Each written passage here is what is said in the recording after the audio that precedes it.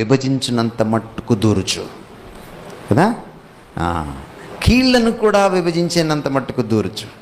హృదయం యొక్క తలంపులను శోధించాలి. మనందరం వింటాం వాక్యం, కానీ హెబ్రీ 4:12 అందరికీ నెరవేరుతుందా? నెరవేరుతూ. ఎందుకని?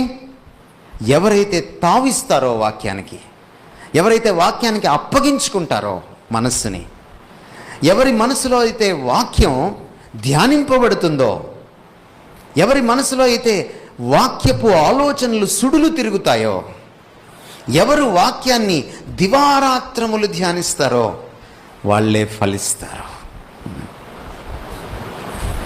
అందరికీ హెబ్రీ 4:12, అందరికీ కీర్తనలో 1:3 జరగదు. మనసుని రూపాంతరం చెందించుకోవడం మొదట క్రైస్తవులకి రావాలి. ఇది వచ్చిన నాడు మనం ఫలాలు ఫలిస్తాం. రోమాపత్రిక 7:4 ఒకసారి చదవండి. రోమాపత్రిక 7:4.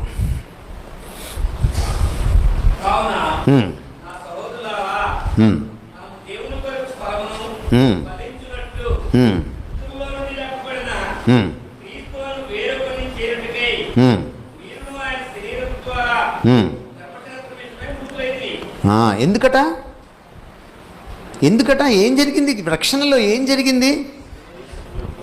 పాత జీవితానికి, పాప జీవితానికి మృతులమైపోయాం, చచ్చిపోయాం.